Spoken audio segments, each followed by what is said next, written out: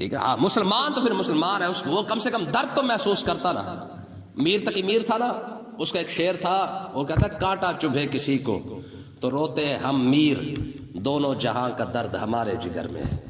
ہاں مسلمان کی شان یہی تھی کہ اگر کسی مسلمان کو کہیں بھی تکلیف ہوتی کم سے کم دوسرا مسلمان محسوس تو کرتا نا جناب. تو اللہ تبارک و تعالیٰ نے ارشاد فرمایا یہ صحابہ نے جو کعبہ شریف کی طرف منہ کیا یہ وطن کی محبت کی وجہ سے نہیں کیا، یہ رب کی محبت کی وجہ سے کیا ہے. اعوذ باللہ من الشیطان الرجیم بسم اللہ الرحمن الرحیم. سيقول السفهاء من الناس ما ولاهم عن قبلتهم التي كانوا عليها قل لله المشرق والمغرب يهدي من يشاء الى صراط مستقيم. آج اللہ کے فضل و کرم سے ہم دوسرا پارہ شروع کر رہے ہیں. اس پارے کے پہلے رکوع میں تحویل قبلہ کے متعلق جو ہے وہ چند آیات آئی ہیں. یعنی قبلہ کعبہ شریف کو جب قبلہ بنایا گیا تو اس کے متعلق یہ چند باتیں، چند آیات آئی ہے. اس کے ذریعے وجوہات بیان کی گئی ہیں کہ ہم نے کعبے کو قبلہ کیوں بنایا، بیت المقدس سے منہ کیوں پھیرا گیا، اس کی وجوہات کیا ہے. اور یہ جو پہلی آیت ہے سیقول السفہاء کی، یہ آیت کعبہ شریف کے قبلہ بننے سے پہلے کی آیت ہے. تو اللہ تبارک و تعالیٰ نے ارشاد فرمایا سیقول السفہاء من الناس، ان قریب کچھ بے وقوف لوگ یہ کہیں گے. ان قریب سفہاء کہتے ہیں بے وقوفوں کو، عقل سے پیدل ہو کو. ٹھیک ہے، میں بے وقوف لوگ ان قریب یہ کہیں گے ما ولاہم، ان کو کس نے پھیر دیا، ان قبلہ یعنی اس قبلہ سے، ہم التی کانوا علیہا، اس قبلہ سے جس پر یہ پہلے تھے.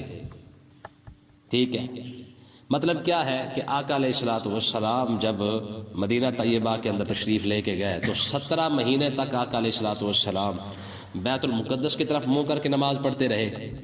بیت المقدس کے بعد 17 مہینے کے بعد ظہر کی نماز کے اندر آقا علیہ الصلوۃ والسلام نے پھر اپنا چہرہ جو ہے وہ کعبہ شریف کی طرف پھیر لیا.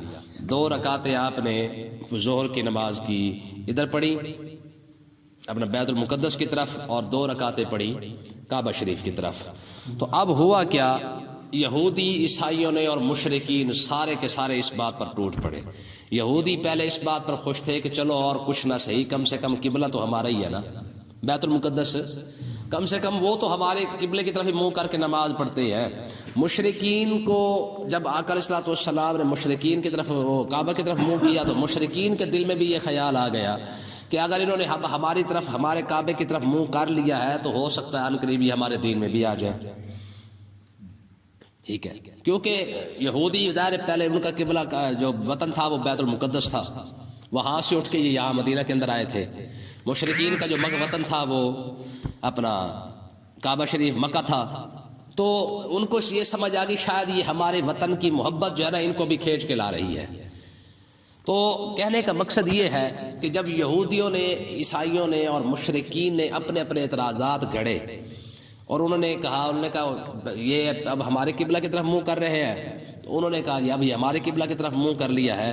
تو اللہ تبارک و تعالیٰ نے ارشاد فرمایا کہ ابھی وہ تحویل قبلہ ہوا نہیں ہے، لیکن رب پہلے فرما رہا ہے کہ جب ہم قبلے کو بدلیں گے تو ان قریب بے وقوف قسم کے لوگ اعتراض کریں گے. ٹھیک ہے، تو اس کا مطلب یہ ہے کہ دین کے معاملات کے اندر اعتراضات کرنا یہ بے وقوفوں کا کام ہے. ٹھیک، آگے دیکھیں جی، اللہ تبارک و تعالیٰ نے ارشاد فرمایا قل للہ المشرق والمغرب، اے محبوب آپ یہ فرما دیں مشرق اور مغرب ہے تو اللہ کا. ٹھیک ہے، جس کی طرف چاہے منہ کروا دے، اس میں کسی اور کا کوئی عمل دخل نہیں ہے. اور دوسری بات یہ ہے کہ ہم نہ تو بیت المقدس کی عبادت کرتے ہیں نہ ہم کعبے کی عبادت کرتے ہیں. ٹھیک ہے، بیت المقدس بھی رب کا گھر ہے، کعبہ شریف بھی رب کا گھر ہے. اب جب وہ دونوں گھر ہی رب کے ہیں، چاہے کوئی مغرب کے اندر ہو، چاہے کوئی مشرق کے اندر ہو، چاہے شمال کے اندر ہو، چاہے جنوب کے اندر ہو، ہمیں جس طرف ہمارا رب حکم فرمائے گا ہم اس طرف ہی منہ کر لیں گے. ہاں، ہمیں جو ہے وہ، ہم کسی دیوار کے، کسی عمارت کے ہم پابند نہیں ہیں، ہم کسی عمارت کو سجدہ نہیں کرتے. دیکھیں نا، کعبہ شریف کس کا بنا ہوا ہے؟ پتھروں کا ہی بنا ہوا ہے. ٹھیک ہے، بیت المقدس کی دیواریں بھی اسی چیز کی بنی ہوئی ہیں. تو کہنے کا مقصد یہ ہے، اللہ تبارک و تعالیٰ نے ارشاد فرمایا کہ اے محبوب آپ ان کو یہ بتا دیں کہ ہم کسی عمارت کی پوجا تھوڑی کرتے ہیں، کسی عمارت کی عبادت تھوڑی کرتے ہیں، ہم تو اپنے رب کی عبادت کرتے ہیں. اور ہمارا رب کون ہے؟ للہ المشرق والمغرب فینما تولوا فثم وجہ اللہ. تم جدھر بھی منہ کر رہو رب کی رحمت ادھر ہی موجود ہوگی. اور دوسری بات یہ سمجھتے تھے کہ ہمارا کیونکہ وطن ہے کعبہ مکہ شریف، مشرکین یہ سمجھتے تھے اب مسلمانوں کو مکہ کا جو وطن کی جو حب ہے نا، محبت ہے، وہ چاہت جو ہے وہ آہستہ آہستہ ان کو کھینچی جا رہی ہے. اس لیے تو انہوں نے کعبے کی طرف منہ کرنا شروع کر دیا ہے. تو یہ ان کو سمجھایا گیا، فرمایا کہ بے وقوفو، وطن کی محبت نہیں ہے، یہ اسلام کی محبت ہے. رب جدھر چاہے ہمارا منہ کروا دے، وطن کی محبت ہمارے لیے. ہاں تو اس لیے نا اس کا مطلب یہ ہے کہ مسلمان کو اندر جو محبت ہے نا وہ صرف اور صرف اسلام کی ہونی چاہیے، وطن شطن کی یہ تیرا پاکستان ہے، یہ میرا پاکستان، یہ بعد میں ہے. ٹھیک ہے، یہ تیرا بھی اسلام ہے، یہ میرا بھی اسلام ہے، یہ پہلے ہونا چاہیے تھا نا. تو کہنے کا مقصد یہ ہے کہ وطن کی محبت، علامہ اقبال نے کہا تھا ان تازہ خداؤں میں بڑا سب سے وطن ہے. کوئی اس کی تشریح کر کے دیکھے ذرا، ان تازہ خداؤں میں بڑا سب سے وطن ہے. مطلب کیا ہے کہ لوگ جس طرح دوسرے بت ہوتے ہیں نا، آج ہندوستان کے اندر جس طریقے سے بتوں کی عبادت کی جاتی ہے، وہ کہتے ہیں کہ لوگ آج اپنے وطن کی بھی عبادت ہی کرتے ہیں. ٹھیک ہے، یہ پاکستانی ہو گیا، یہ ہندوستانی ہو گیا، یہ افغانستانی ہو گیا، یہ بنگلہ دیشی ہو گیا، یہ ترکی ہو گیا، یہ فلانے ہو گئے، یہ فلانے ہو گئے. مسلمان کہاں ہے؟ اسلام کہاں ہے؟ بات سوچے کہ سمجھے کہ نہیں سمجھے؟ یہ کہتے ہیں نا، یہ نعرہ لگتا ہے نا سب سے پہلے پاکستان، سب سے پہلے اسلام کیوں نہیں ہے؟ کبھی یہ نعرہ لگایا کہ سب سے پہلے، لیکن یہ نعرہ لگا سب سے پہلے پاکستان. یہی تو چیز تھی جب اسلام کو مسلمانوں کو بانٹنے کا ایک ہی طریقہ تھا. خلافت کو پہلے کیا کرو، ان کو پہلے پاکستانی بنا دو، ترکی بنا دو، افغانی بنا دو، ہندوستانی بنا دو. جب یہ بن جائیں گے بعد میں ان کو لطر پھیرا پورا جناب والا ٹیٹ کر کے پھیرا کہ نہیں، آدھی امت مسلمہ کا بیڑا غرق کر دیا ہے. اب چاہے عراق والے مر رہے ہیں ہمیں کوئی ٹینشن کوئی نہیں کیونکہ ہم تو پاکستانی ہیں بھائی. کشمیر کے اندر کوئی مر رہا ہے ہمیں ٹینشن کوئی نہیں کیونکہ ہم پاکستانی ہیں. لیبیا کے اندر، برما کے اندر، شام کے اندر، جہاں جہاں مسلمان مر رہے ہیں کیونکہ وہ لیبیائی ہے، وہ عراقی ہے، وہ شامی ہے، وہ فلسطینی ہے، پاکستانی کوئی. ہاں جب پاکستان پر حملہ ہوگا پھر ہم دیکھ لیں گے. آقا علیہ السلام نے ارشاد فرمایا ہے تم جو ہے نا ایک جان کی طرح ہو، مسلمان ایک جان کی طرح ہے. جس طرح جسم کے کسی بھی حصے کو تکلیف ہوتی ہے نا تو پورا جسم جس طرح بے قرار ہو جاتا ہے، مسلمان ہونے ایسے چاہیے تھے. ٹھیک ہے، انما المؤمنون اخوہ، فرمایا ہم نے تو تمہیں بھائی بھائی بنا کے رکھا تھا نا، کہ چاہے کوئی فلسطین کے اندر مسلمان تڑپتا تو تکلیف کم سے کم پاکستانی بھی محسوس تو ضرور کرتا نا. ایک بار کبھی کی ہے؟ کہا جو ادھر بم گرا ہے جو افغانیوں پر گرا، ہم پر تھوڑی گرا ہے. یوں تو مرزا بھی ہو، کیا شعر تھا علامہ اقبال کا، یوں تو سید بھی ہو، مرزا بھی ہو، افغان بھی ہو، تم سبھی کچھ ہو، بتاؤ مسلمان بھی ہو. تم یا مرزے بھی بن گیا، تم افغانی بن گئے، تم پاکستانی بن گئے، ہندوستانی بن گئے، عراقی بن گئے، شامی بن گئے، ترکی بن گئے، سعودی عربی بن گئے، مسلمان کیوں نہیں بنے؟ ٹھیک ہے، ہاں مسلمان تو پھر مسلمان ہے، اس کو وہ کم سے کم درد تو محسوس کرتا نا. میر تقی میر تھا نا، اس کا ایک شعر تھا، وہ کہتا ہے کانٹا چبھے کسی کو تو روتے ہم میر، دونوں جہاں کا درد ہمارے جگر میں ہے. مسلمان کی شان یہی تھی کہ اگر کسی مسلمان کو کہیں بھی تکلیف ہوتی کم سے کم دوسرا مسلمان محسوس تو کرتا نا جناب. تو اللہ تبارک و تعالیٰ نے ارشاد فرمایا یہ صحابہ نے جو کعبہ شریف کی طرف منہ کیا یہ وطن کی محبت کی وجہ سے نہیں کیا، یہ رب کی محبت کی وجہ سے کیا ہے. ہاں مسلمان کبھی بھی کسی طرف جو منہ کرتا ہے وہ اس سمت کی وجہ سے نہیں کرتا. دیکھیں نا یہی وجہ ہے کہ جب ہم کسی ایسی جگہ پہ کھڑے ہوں جہاں پہ جناب ہمیں بتانے والا ہی کوئی نہ ہو کہ بلا اس طرف ہے، اس طرف ہے، اس طرف ہے، جیسے پیچھے بات گزری تھی. ٹھیک ہے، تو اللہ تبارک و تعالیٰ نے کیا فرمایا، تمہیں اگر چاروں سائڈوں میں کہیں بھی تمہارا دل مطمئن نہیں ہوتا، جہاں تمہارا دل مطمئن ہو جائے اس کی طرف منہ کر کے نماز پڑھنا شروع کر دو، فَإِنَّمَا تُوَلُّوا فَثَمَّ وَجْهُ اللَّهِ، رب کی رحمت مل جائے گی. اس مسلمان کسی سمت کا محتاج نہیں ہے. تو اللہ تبارک و تعالیٰ نے ارشاد فرمایا قُلْ لِلَّهِ الْمَشْرِقُ وَالْمَغْرِبُ، اے محبوب آپ یہ فرما دیں مشرق بھی اللہ کا ہے، مغرب بھی. یہدی من یشاء الی صراط مستقیم، وہ جسے چاہتا ہے سیدھی راہ دکھا دیتا ہے. ٹھیک ہے نا، جسے چاہتا ہے سیدھی راہ دکھا دیتا ہے. اب دیکھیں جی یہ تحویل قبلہ ہوئی کیوں، اب قبلہ بدلنے کی ضرورت کیوں پڑی؟ یاد رکھیں آدم علیہ السلام سے لے کر موسیٰ علیہ السلام تک کعبہ شریف ہی قبلہ تھا. تمام نبیوں کا، تمام نبیوں نے جو عبادات کی ہیں وہ کعبے کی شریف کی طرف منہ کر کے کی ہیں۔ موسیٰ علیہ السلام سے لے کر عیسیٰ علیہ السلام تک ان دو بزرگوں کے درمیان جتنے بھی نبی آئے ہیں، موسیٰ اور عیسیٰ علیہ السلام کے درمیان، اور خود یہ دونوں بھی شامل ہیں، ان کا جو قبلہ تھا وہ بیت المقدس تھا۔ باقی تمام انبیاء کرام علیہ السلام کا جو قبلہ تھا وہ کعبہ شریف تھا، ٹھیک ہے۔ اور آقا علیہ السلام کی شان جو پچھلی کتابوں کے اندر بیان کی گئی، ان شانوں میں سے ایک شان یہ تھی کہ وہ نبی ذوالقبلتین ہوگا۔ کیا ہوگا؟ ذوالقبلتین۔ مطلب کیا ہے کہ دو قبلوں کی طرف منہ کر کے نماز پڑھنے والا، دو قبلوں کی طرف منہ کر کے عبادت کرنے والا۔ تو مقصد کہنے کا یہ ہے کہ جب یہودیوں نے تورات کے اندر یہ پڑھا تو حق بنتا تھا اعتراض نہ کرتے، بلکہ آقا علیہ السلام کی تو وہ نشانی پوری ہو گئی تھی۔ جب آقا علیہ السلام نے بیت المقدس سے کعبہ کی طرف منہ کیا تو نشانی تو وہ پوری ہوگی، دو قبلوں کی طرف منہ کرنے والا، ٹھیک ہے۔ تو اب انہوں نے اعتراض کرنا شروع کر دیا، لے جی یہ کیسے ہو گیا، پہلے ادھر منہ کیا ہوا تھا اب ادھر منہ کر لیا ہے۔ اب دیکھیں تحویل قبلہ کیوں ہوئی ہے۔ پہلے اللہ تبارک و تعالی نے اس امت کی شان بیان فرمائی ہے، دیکھیں جی، وَكَذَلِكَ جَعَلْنَاكُمْ أُمَّةً وَسَطًا، ہم نے تمہیں افضل ترین امت بنایا ہے، ہم نے تمہیں افضل ترین امت بنایا ہے۔ کیوں بنایا؟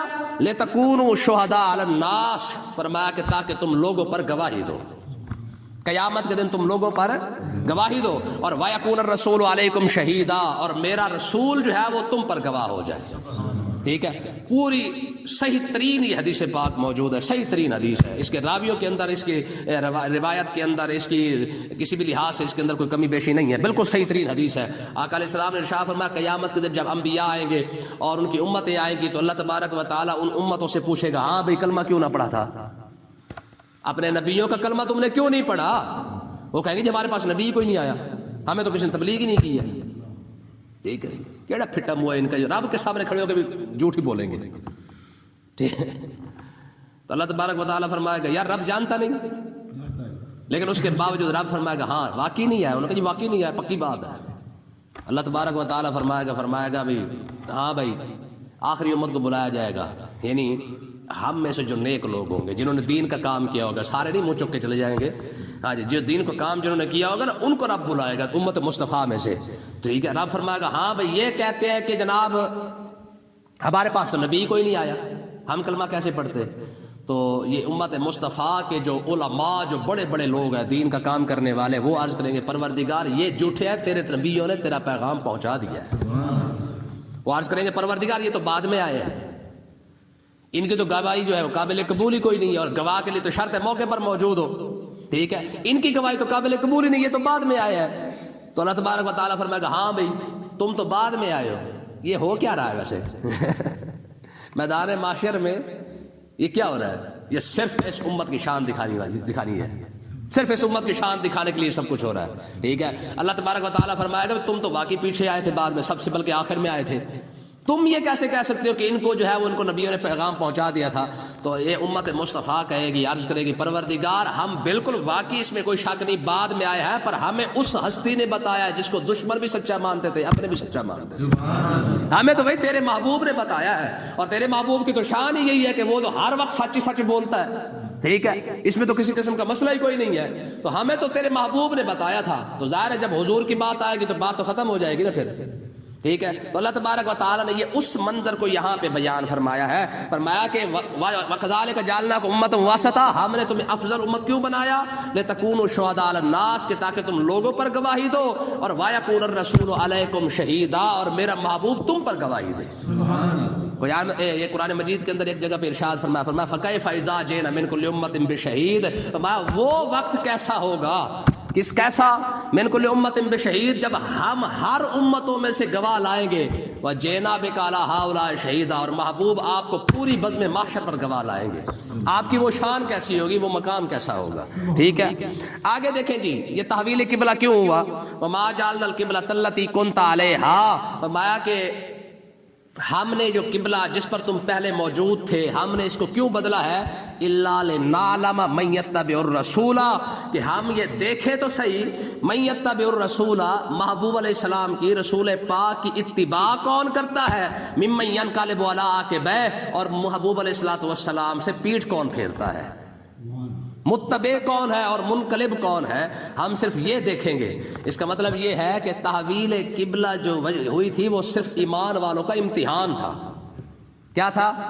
رب تو جانتا ہے کہ کعبہ شریف بننا ہی بننا ہے، اسی کو قبلہ تو بننا ہی بننا ہے، لیکن پہلے 17 مہینے ادھر منہ کروا لیا، پھر 17 مہینوں کے بعد جو ادھر منہ کروا لیا، اور مقصد کوئی نہیں تھا، یہ ایمان چیک کرنا تھا۔ سارے کچے کھڑے ہوئے کہ ایمان کے پکے بھی موجود ہیں۔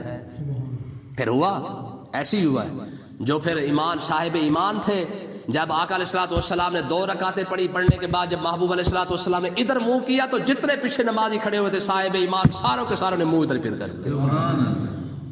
کیوں جی؟ یہی وجہ ہے کہ جب ایک بندے نے آقا علیہ السلام کے ساتھ نماز پڑھی تھی، وہ جب وہاں سے نکل کے نماز پڑھنے کے بعد جب آگے گئے، جب عصر کا ٹائم آیا تو دوسری مسجد کے قریب سے گزرے تو وہاں پہ کوئی اور بندے نماز جو ہے وہ بیت المقدس کی طرف منہ کر کے نماز پڑھ رہے تھے۔ انہوں نے کہا خدا کی عزت کی قسم بھائی میں رسول اللہ کے ساتھ نماز پڑھ کے آ رہا ہوں، آقا علیہ الصلوۃ والسلام نے اپنا منہ جو ہے وہ کعبے کی طرف کر لیا ہے۔ اتنی بات سننے کی دیر تھی، ساروں کے سارے نماز کے اندر کھڑے ہوئے تھے، یار انہوں نے بھی منہ کعبے کی طرف کر لیا۔ کیسے ایمان کے پکے تھے یار وہ لوگ! کیوں آج اتنا ایمان پکا ہے کسی کا؟ آج ان کو کہ یار لوگوں کو قرآن دکھا کے ہم کہتے ہیں میاں یہ قرآن میں لکھا ہوا، لوگ پھر بھی نہیں مانتے، سوال ہی پیدا نہیں ہوتا۔ تو اللہ تبارک و تعالیٰ نے ارشاد فرمایا وَإِن كَانَتْ لَكَبِيرَةً، یہ بہت بڑی آزمائش تھی۔ یہ کیا تھا؟ یہ بہت بڑی آزمائش ہے۔ إِلَّا عَلَى الَّذِينَ هَدَى اللَّهُ، فرمایا کہ ہاں یہ ان لوگوں پر جو ہے وہ تھوڑی سی شفقت ہوئی ہے جن کو رب نے ہدایت عطا فرما دی تھی۔ ہاں جن کو رب نے ہدایت عطا فرمائی صرف وہی لوگ اس پہ بچ سکے ہیں، باقی اس میں کوئی بچ نہیں سکا ہے۔ مقصد کیا ہے کہ یہ آزمائش کوئی تھوڑی آزمائش تو نہیں تھی نا، اور کچھ جنہوں نے نیا کلمہ پڑھا تھا وہ تو پھر بھی گئے تھے، اسلام چھوڑ دیا تھا انہوں نے، لیکن پیچھے اگر کھڑے ہونے والے صدیق اکبر جیسے ہوں، عمر جیسے ہوں، عثمان غنی جیسے ہوں، مولا علی جیسے ہوں، تو پھر ظاہر ہے محبوب علیہ الصلوۃ والسلام جدھر مرضی منہ کر لے۔ ایمان تو پھر اس کو کہتے ہیں نا جی۔ صدیق اکبر کو تو ابو جہل نے آ کے کہا تھا کہ تیرا محبوب کہتا جی میں رات آسمانوں پہ گیا، پھر میں عرش پر گیا، پھر میں رب کو دیکھا، پھر راتوں رات واپس بھی آ گیا۔ فرمایا پھر تجھے کیا مسئلہ ہے؟ کوئی اتنی بڑی بات کون مانتا ہے؟ آدھی رات کے اندر 1 منٹ کے اندر جا بندہ عرش الہی سے پار بھی گزر جائے، رب کو دیکھے، واپس آ جائے، بیت المقدس بھی جائے، ساری سیر کر کے واپس آ جائے۔ صدیق اکبر نے فرمایا بے وقوف کوئی اور کہتا تو کبھی نہ مانتا، اگر محبوب نے فرمایا تو پھر ایسے ہی ہوگا جیسے فرما دیا ہے۔ ایمان تو اس کو کہتے ہیں نا جی۔ تو میں اگر وہ اس سے آگے کی بات کرتے میں پھر بھی مان جاتا ہے۔ تو اللہ تبارک و تعالیٰ نے ارشاد فرمایا وَمَا كَانَ اللَّهُ لِيُضِيعَ إِيمَانَكُمْ، اللہ تعالیٰ کی یہ شان نہیں ہے کہ وہ تمہارے ایمان کو ضائع کر دے۔ ایمان سے مراد یہ ہے کہ یہودیوں نے ایک اور چال چلی، انہوں نے کہا جی اچھا تو اب تم نے تو منہ کعبے کی طرف کر لیا ہے، تو جنہوں نے بیت المقدس کی طرف منہ کر کے نمازیں پڑھی تھی اب ان کی نمازوں کا کیا ہوگا؟ وہ ضائع ہو گئی ہیں یا یہ ضائع ہو جائیں گی؟ اب بتاؤ نا، قبلہ تو تم نے پھیر لیا اپنا، ٹھیک ہے، اب جس 17 مہینے جو تم نے ادھر منہ کر کے نمازیں پڑھی ہیں ان کا کیا بنے گا؟ تو اللہ تبارک و تعالیٰ نے ارشاد فرمایا ما کان اللہ لیضیع ایمانکم، جب قبول کرنے والی رب کی ذات ہے تو رب ادھر والوں کے بھی قبول فرمائے گا، ادھر والوں کے بھی قبول فرمائے گا۔ تمہیں کسی چیز کی جو جتنی پیڑیں تمہیں اٹھتی ہیں ہر پیڑ کا جواب رب عطا فرما ہی دیتا ہے۔ یہود کو جتنی پیڑ اٹھتی ہے ہر پیڑ کا کوئی نہ کوئی جواب موجود ہوتا ہے۔ ہمارا قبول کرنے والی جب رب کی ذات ہے، چاہے جنہوں نے ادھر منہ کر کے نماز پڑھی ہے وہ بھی قبول ہے، اور جنہوں نے ادھر منہ کر کے نماز پڑھی ہے وہ بھی قبول ہے۔ ان اللہ بالناس لرؤوف الرحیم، بے شک اللہ تعالیٰ اپنے بندوں پر مہربان بھی ہے، رحم فرمانے والا۔